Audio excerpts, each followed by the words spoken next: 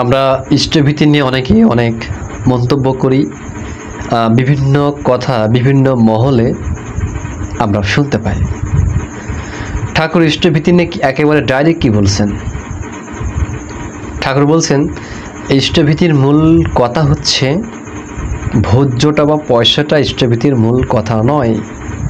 ওর মূল কথা হচ্ছে তাকে দেওয়ার আবেগ, তাকে না দিয়ে না খাইয়ে আমার ভালো লাগে না। এখন এই যে অর্থরূপ আসক্তি, এই পৃথিবীতে মানুষের সবচেয়ে বেশি আসক্তি হচ্ছে অর্থের উপরে। অনেকে দেখবেন একটাই সন্তান, সেই সন্তান যদি কোনো কারণে মারা যায়, দেখবেন একটা সময়ে ধীরে ধীরে সেই শোকটা সামলে নিতে পারে। যদি ওই ব্যক্তির কোনো কারণে তার ধন সম্পদ কোনো কারণে যদি ক্ষতিগ্রস্ত হয়, দেউলিয়া হয়ে যায়, তাহলে সে দেখবেন একেবারে মৃত্যুর মুখে ঢলে পড়ে। অনেক প্রমাণ আছে যে অনেকেই নিঃস্ব হয়ে আত্মহত্যা করে, স্ট্রোক করে মারা যায়, মানে বিভিন্ন রোগে সে রোগাগ্রস্ত হয়ে ওঠে। এখানে ঠাকুর যে কথা বলছেন যে ইষ্টভীতির মূল কথা ভোজ্যটা বা পয়সাটা ইষ্টভীতির মূল কথা নয়, তাকে দেওয়ার আবেগ, তাকে এই যে প্রতিদিন দিতে হয়, কি দিতে হয়? অর্থরূপ আসক্তি। মানুষের সবচাইতে বেশি আসক্তি থাকে অর্থে। এই অর্থ ভগবানের চরণে যার যা সাধ্য, সেই সাধ্য মতো তাকে নিবেদন করতে হয়। এই অর্থরূপ আসক্তি, কারণ সবচেয়ে বেশি আসক্তি থাকে মানুষের টাকা পয়সায়, যার কারণে এই অর্থরূপ আসক্তি প্রতিনিয়ত যদি বিসর্জন দেওয়া যায়, তাহলে অহংকারের পাল্লা কমতে থাকে, ভালোবাসা ভক্তির পাল্লা বাড়তে থাকে। এটাই ঠাকুর ইষ্টভীতি প্রচলন করলেন। ইষ্টভীতি ঠাকুর অনুকূলচন্দ্র দিয়েছেন তা কিন্তু নয়, সেই সৃষ্টির শুরু থেকে ইষ্টভীতির বিধান রয়েছে।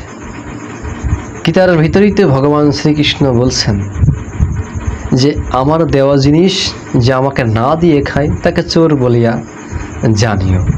অর্থাৎ এই যে ইষ্টভীতির বিষয়টা হচ্ছে তারই দেওয়া জিনিস, শুধু তাকে একটু নিবেদন করে খেতে হয়, নিবেদন করে তার চরণে রাখতে হয়।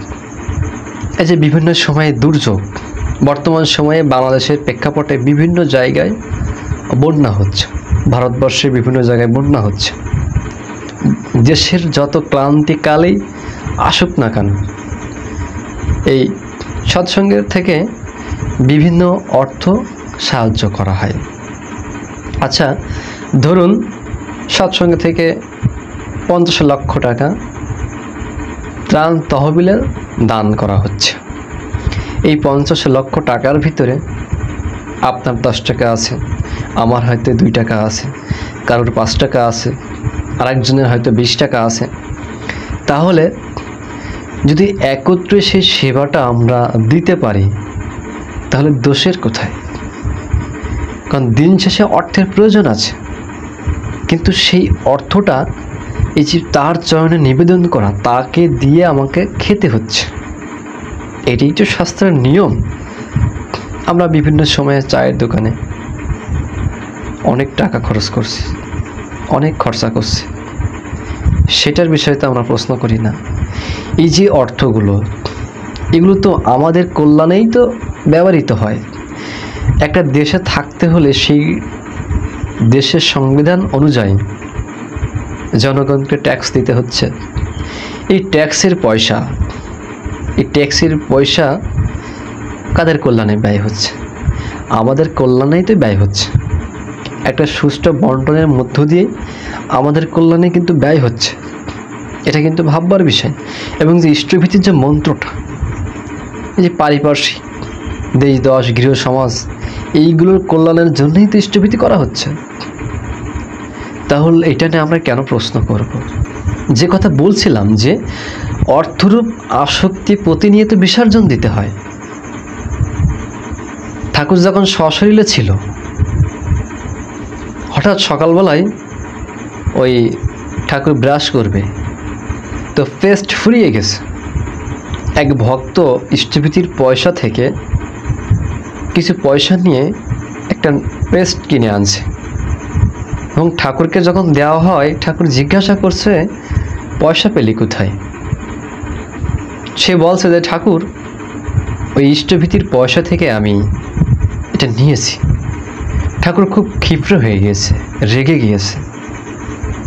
ঠাকুর খুব একেবারে হয় না যে শরীরের কোথাও সেন্সিটিভ জায়গায় আঘাত পেলে যেমন আমরা বিভিন্ন শব্দ করি, ইঙ্গিত করি, ঠাকুরের জন্য সেদিন ওই রূপ হয়েছে যে তুই কি করেছিস, সর্বনাশ করেছিস। কারণ ঠাকুর চেয়েছেন যে ইষ্টভীতির পয়সা ব্যবহৃত হবে মানুষের কল্যাণে, কোনো ব্যক্তিগত স্বার্থ উদ্ধারের জন্য নয়। ব্রজগোপাল দত্ত রায় ইষ্টভীতির পয়সা খুব সুন্দর করে হিসাব রাখত। ঠাকুর কিন্তু বলতো যে ব্রজগোপাল দা হিসাব নিকাশ খুবই ভালো, ইষ্টভীতির পয়সা হিসাব রাখত। তখন তার কম্পিউটারের যুগ ছিল না, কম্পিউটার ওইভাবে অ্যাভেলেবেল ছিল না। তো এই ব্রজগোপাল দত্ত রায় যে কোনো কারণেই হোক আর যেভাবেই হোক কিছু পয়সা তারা লিখিত অনুযায়ী ঘাটতি দেখা দেয়। সে বিশাল চিন্তার ভিতরে পড়ে যায়। তিনি কারণ খুঁজে পাচ্ছেন না যে পয়সাটা কিভাবে কি হয়ে গেল। ওই সময় তিনি দিশাহারা হয়ে গেল। ওই সময় ব্রজগোপাল দত্ত রায়ের একমাত্র ছেলে এই রজত গোপাল দত্ত রায়, যিনি আজকের সদ্য প্রীতিগোপাল দত্ত রায়ের পিতা, সেই রজত দত্ত রায়ের সাইকেলটি বিক্রি করে দিল। আয়ে পড়তো ওই সময়, তিনি ওই সাইকেলে করে আসা যাওয়া করত। সেই সাইকেলটা বিক্রির ফলে তার কিছুটা হয়তো ক্ষতি হয়েছে আসা যাওয়ার জন্যে, কিন্তু দিন শেষে সে কিন্তু তার যে কমিটমেন্ট, তার যে একতাবোধ, তিনি যে নৈতিকতার মাধ্যমে সৎসঙ্গ প্রতিষ্ঠিত করছেন, সেটাকে তিনি বাস্তবায়ন করার জন্যে সে তার ছেলের সাইকেলটা বিক্রি করে দিল। এবং যে পরিমাণ অর্থ শর্ট ছিল, অর্থাৎ কম ছিল, সেই পরিমাণ অর্থ সেই ইষ্টভীতিতে দিয়ে বহাল করল। এই যে ইষ্টভীতির বিষয়টা খুব সেন্সিটিভ বিষয়, এটা যেখানে সেখানে খরচ করা যাবে না। একমাত্র মানুষের কল্যাণে, দেশের ক্লান্তিকালে, দেশ সমাজ রাষ্ট্রের যখন ক্লান্তিকাল আসবে, দুর্যোগ মুহূর্ত আসবে, মানুষ যখন বিভিন্ন সমস্যার মধ্যে পড়বে, তখনই মাত্র এই ইষ্টভীতির পয়সা খরচ করা যাবে। তাহলে ইষ্টভীতি করলে দোষের কোথায়? ভগবানকে প্রতিনিয়ত তাকে দিয়ে খেতে হয়, তিনি কি খাচ্ছেন? আসলে তা কিন্তু নয়। যদি প্রকৃতভাবে ভাবেন এই বিশ্ব ব্রহ্মাণ্ডের মালিক তো তিনি, তাহলে সামান্য আপনার 2 টাকা, আমার 5 টাকা ইত্যাদি ইত্যাদি এগুলো তার সামনে নিবেদন কেন করতে হচ্ছে? কারণ ওই যে কথা প্রথমেই বলছিলাম যে অর্থরূপ আসক্তি ভগবানের চরণে বিসর্জন দিতে হয়, এবং অর্থরূপ আসক্তি ভগবানের চরণে বিসর্জন দেওয়ার ফলে আমাদের ভিতরে ভক্তি আসে, ভালোবাসা আসে, শ্রদ্ধা আসে। কারণ দান না করলে ভেতর থেকে ভালোবাসা কখনোই আসতেই পারে না। দেখবেন যারা জীবনে কখনো কাউকে একটা টাকা দিয়ে সাহায্য করেনি, তাদের ভেতরটা একেবারে কি বলা যায়, এত পরিমাণ পুরু হয়ে গেছে, তাদের ভিতরে দয়া, মায়া, ভালোবাসা এগুলো নেই, থাকতে পারে না। কারণ দান ধ্যান না করলে আপনার ভেতর থেকে ওই ভক্তি, ভালোবাসা, ওই অনুভূতিটা আসবে না। এটি হচ্ছে মুখ্য বিষয়। ধরুন একটা ছোট্ট বাচ্চাকে আমি একটা চিপসের প্যাকেট কিনে দিলাম, এবং আমি কিনে দিলাম, তার কাছে হাত পেতে বলছি যে আমাকে কিছু অংশ তুমি দাও। সে যদি কোনো ক্রমে চিপসের কিছু অংশ আমার হাতে দেয়, আচ্ছা বলুন তো, আমি সেই চিপস কি খেতে পারি? নিশ্চয়ই নয়, প্রশ্নই ওঠে না। ওই ছোট্ট মানুষটাকে পরীক্ষা নেবার জন্যে আমি তার কাছে হাত বাড়িয়ে চাচ্ছি, আমারই দেওয়া জিনিস, ভাবেন, আমারই দেওয়া জিনিস আবার তার কাছেই হাত পাচ্ছে। তিনি যখন আমাকে কিছু অংশ দিল, আমি আবার কি করলাম, তাকেই ফেরত দিচ্ছি। এবং কিসের মাধ্যমে? ভক্তি, ভালোবাসা। তাকে আশীর্বাদ করছি, তার মাথায় হাত দিয়ে বলছি, তুমি জীবনে বড় হও, দীর্ঘজীবী হও, মানুষের মতো মানুষ হও। মাঝখানে কি হলো? ওর সাথে আমার একটা কি সম্পর্ক হলো? পরীক্ষার সম্পর্ক হলো। ওকে জাস্ট আমি পরীক্ষা নিলাম, আমারই দেওয়া জিনিস তাকেই দিলাম, আবার তার থেকে হাত পেতে চাচ্ছি। অর্থাৎ আমারই দেওয়া জিনিস সে আমাকে দিতে কতটা আগ্রহী এটা প্রকাশ করার জন্যে। এটি হচ্ছে ভালোবাসা। এবং তার সাথে ভক্তি, ভালোবাসা, তার আশীর্বাদ সব কিছু তার মাঝে ফিরিয়ে দিচ্ছি। ভগবান ঠিক তাই করেন। তিনি বিশ্ব ব্রহ্মাণ্ডের মালিক, তার কি এতই অভাব? নিশ্চয়ই নয়, সবই তো তারই। দিন শেষে তিনি আমাদের পরীক্ষা নিচ্ছেন প্রতিনিয়ত, আমরা কতটা পরীক্ষায় পাশ করতে পারি। এটি হচ্ছে মুখ্য বিষয়। আমাকে বুঝতে হবে যে ইষ্টভীতির মূল কথা হচ্ছে ভোজ্যটা বা পয়সাটা ইষ্টভীতির মূল কথা নয়, তাকে দেওয়ার আবেগ। ওই যে প্রতিনিয়ত তার চরণে আবেগ বিসর্জন দিচ্ছে। কারণ দিতে যে পারে না, পাওয়া তার ঘটে না। শ্রী শ্রী ঠাকুর অনুকূলচন্দ্রের কথা, যে দিতে যে পারে না, পাওয়া তার ঘটে না।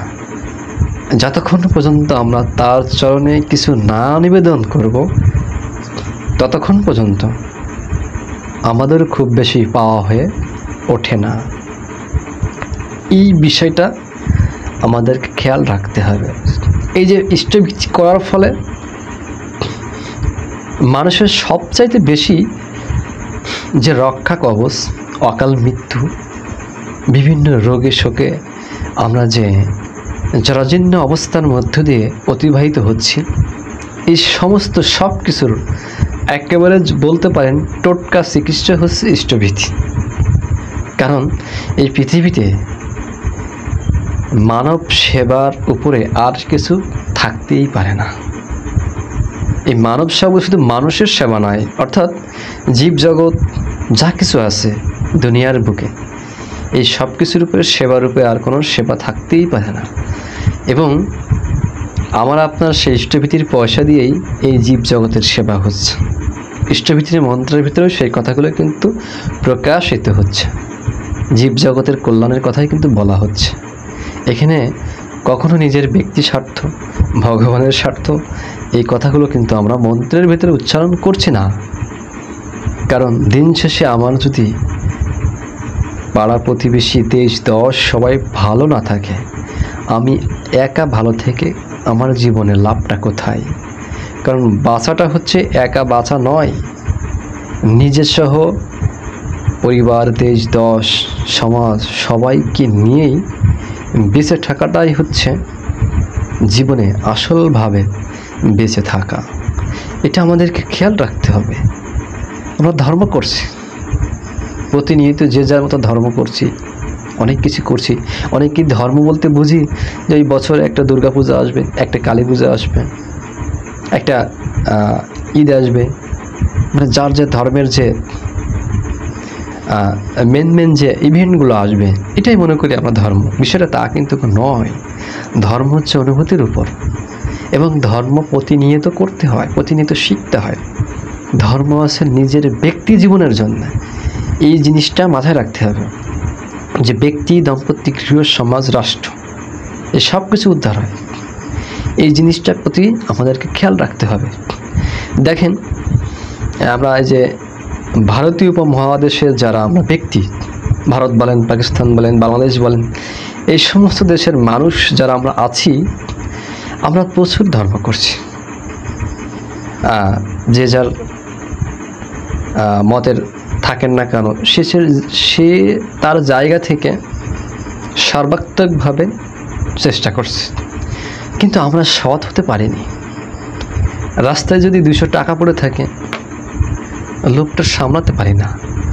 বাসের ভিতরে উঠে দাঁড়িয়ে আছি, সুপারভাইজার যদি কোনো কারণে আমার থেকে ভাড়া নিতে ভুলে গিয়েছে, তাকে দিতে আর চাচ্ছি না।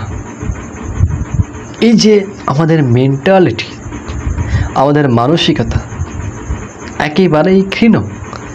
এই মানসিকতার হাত থেকে আমাদেরকে পরিত্রাণের উপায় একমাত্র হচ্ছে ধর্ম, এবং সেই ধর্মটা সঠিকভাবে করতে হবে। ধরুন জাপানের মানুষ বা ইউরোপ আমেরিকার সেখানে যারা থাকেন, তারা কি করে? রাস্তায় কোনো কিছু একটা পড়ে থাকলে সেটা সঙ্গে সঙ্গে একটা নির্দিষ্ট জায়গায় জমা দিচ্ছে। তারা কিন্তু আমাদের মতো এই যে গুনে গুনে হিসাব করে করে ধর্ম করছে না। তারা মানবতার ধর্ম করছে, তারা সময়ের ধর্ম করছে, সময়কে ভালোবেসে, সময়কে জ্ঞান করে তারা চলছে। তারপরেও তারা সৎ। কিন্তু আমরা এত ধর্ম করেও কেন সৎ হতে পারছি না? আমাদের ভিতরে দুর্বলতা থেকেই যাচ্ছে। এবং তারা যে ধর্মগুলো করছে এটা ঠিক আছে, তবে তারা যদি, ইউরোপ আমেরিকার কথা বলছি, জাপানের কথা বলছি, তারা যদি তাদের যে কাজগুলো করছে খুবই চমৎকার কাজ, শুধুমাত্র তাদের একটা জায়গায় ঘাটতি বলা যায়, সেটা হচ্ছে তারা যদি এককে কেন্দ্র করে জীবনে চলতে পারত, তাহলে তারা আরও উন্নত হতো। আর আমরা এত কিছু করেও আমরা দুর্নীতির হাত থেকে রক্ষা পাচ্ছি না। আমরা একে অপরের প্রতি যে হিংসা, বিদ্বেষ, এটা কিন্তু ক্রমে ক্রমে বাড়তেই আছে। এটা কেন হচ্ছে? কারণ আমরা শাস্ত্র মেনে ধর্ম করি না। ওই একজনের কথা শুনছি, তার থেকে আমি শুনলাম, আমার থেকে আমি আরেকজনকে বোঝাচ্ছি, ভুলভাল ব্যাখ্যা দিয়ে, অপব্যাখ্যা দিয়ে মানুষের কাছে এই জিনিসগুলো আমরা হাজির করছি, জাহির করছি। কিন্তু দিন শেষে যদি আমরা শাস্ত্র মেনে যদি ধর্ম করতাম, আমাদের কিন্তু এই যে ভুলভ্রান্তি, যেখানে গ্যাপ আছে, এগুলো থাকতো না। তা যে কথাগুলো বলছিলাম যে ইষ্টভীতির যে মেন বিষয়, এক কথায় আপনি এটা বুঝে নিন আজকে থেকে যে তারই দেওয়া জিনিস তাকে দিচ্ছে, এর বাইরে কিছু না। যে গীতার কথা, যে তুমি কি নিয়ে পৃথিবীতে এসেছো, যার জন্য তুমি দুঃখ করছো, তুমি কি হারিয়েছো, যার জন্য তুমি কষ্ট পাচ্ছ, আসলে পৃথিবীতে এই যা কিছুই আছে সবই তো তারই। আমি কিছুই আনিনি, যার কারণে আমাকে এত টেনশন করার কিছু নেই। একমাত্র তিনিই রক্ষাকর্তা, তিনি সব কিছু রক্ষা করবেন। আমি এত ভেবে কি হবে? ভাবা ভালো, বেশি ভাবা একেবারেই ভালো নয়।